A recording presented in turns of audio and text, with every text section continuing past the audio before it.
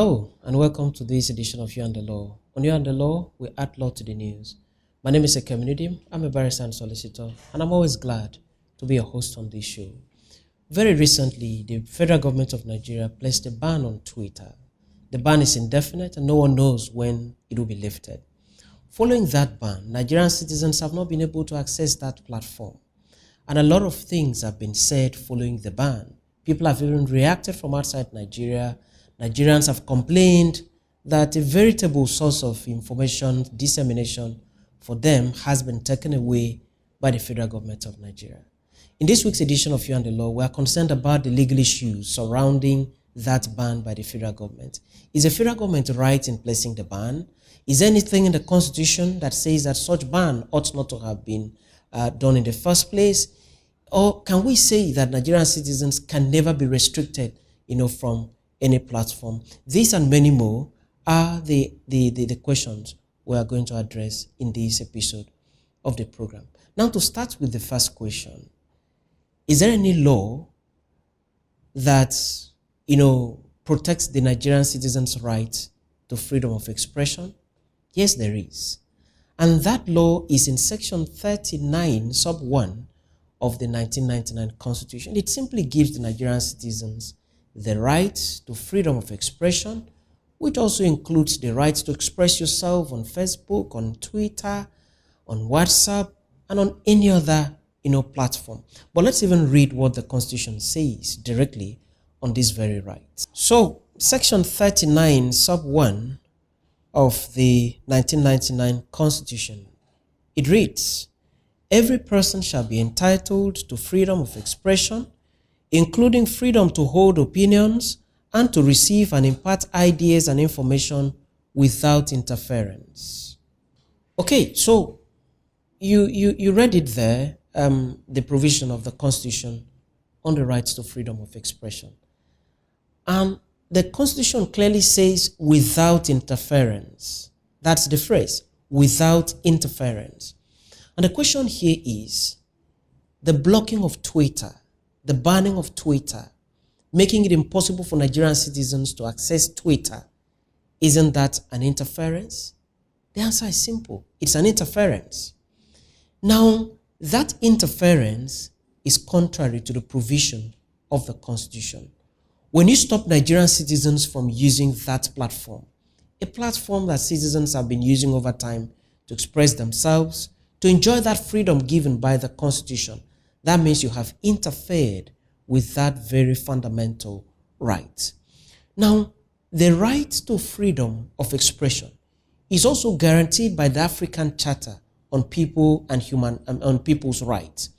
Now, that charter in Article 9 has clearly provided that the citizens of the African countries who are signatories to the African Charter have the right to freedom of expression guaranteed by the African Charter.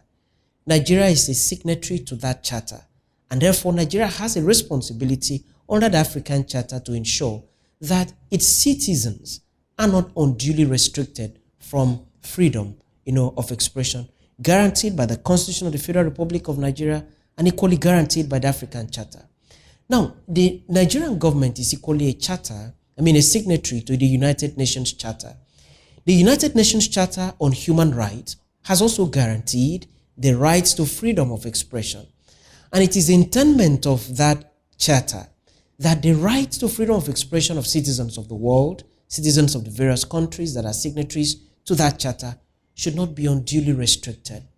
Now, the other question is, does it mean that fundamental rights are at large? They can never be restricted for any reason whatsoever? The answer is simple. Fundamental rights can be restricted. They are not at large. Okay? However, by section 39, sub 3 of the Constitution of the Federal Republic of Nigeria, such restriction of fundamental rights can only be done through a written law. Okay? In this case, for the federal government to restrict the right of Nigerian citizens to freedom of expression, in this case Twitter and so on, federal government ought to have done one of three things.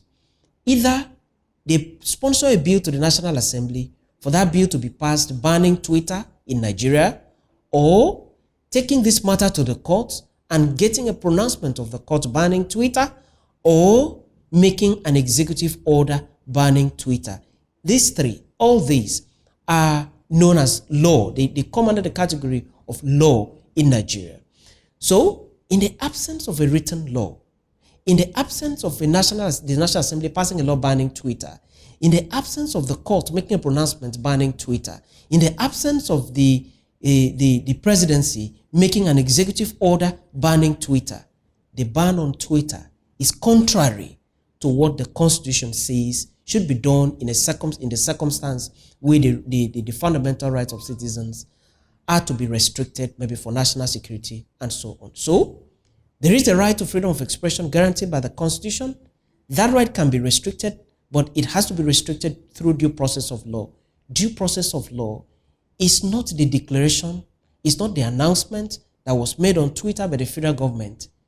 It is making this ban into a law signed by the National Assembly, or an executive order, or a decision of the court of law. None of this was done in the circumstance. So, the action of the federal government is contrary to the Constitution of the Federal Republic of Nigeria. It's contrary to the United Nations Charter. It is contrary also to the African Union Charter, to the African Charter on People's Rights. Okay? And that means the federal government needs to think immediately on what to do with this very order, whether to set it aside or to review it, or something needs to be done so that we can be in conformity with the laws of Nigeria. Now, there is another issue arising from the ban. The Federal Attorney General has given an order to the Director of Public Prosecutions, instructing him to begin the prosecution of persons that have defaulted. Okay? Perhaps persons that are still using Twitter, or persons that have one thing or the other to still do in Nigeria with Twitter. And people have asked this question: does the Federal Attorney General have the power to do that? The answer is yes. The Federal Attorney General has the power to ask for the prosecution of anybody who has offended the law. But note, anybody who has offended the law. The question here is there any law making the use of Twitter in Nigeria an offense? The answer is no. Can you punish a person when there is no law that has criminalized the action of the person? The answer is no. But let's even look at what the Constitution says in that very regard, as to whether you can punish a Nigerian citizen for an offense that has not been criminalized by any known law in Nigeria. Let's look at that section. The section here is section 36, sub 12 of the Constitution of the Federal Republic of Nigeria, and I read: a person shall not be convicted of a criminal offense unless that offense is defined and the penalty therefore is prescribed in a written law. That's the Constitution of the Federal Republic of Nigeria, and it's clear. You cannot be punished. You cannot be dragged to court. You cannot be tried and sent to prison if there is no law clearly providing for the offense upon which you have been said to have committed. In this case, there is no law as of today criminalizing the use of Twitter by any Nigerian citizen. The statement of the Federal Attorney General does not pass for any law. The banning of Twitter by the federal government does not pass for any law. We know what laws are. Laws are enactments by the National Assembly, or by executive order, or by pronouncement of court. So, in the absence of any written law criminalizing the use of Twitter, the instruction of the Federal Attorney General to the Director of Public Prosecutions is, to say the least, an instruction that cannot stand when tested, very closely with the Constitution of the Federal Republic of Nigeria. Thank you very much for watching this episode of You and the Law. I remain your host, Ekemini. I encourage you to keep watching other episodes of You and the Law. I also encourage you to subscribe to the channel so that from time to time, when we load new episodes in the internet, we can notify you to quickly go and watch. Thank you very much and remain blessed.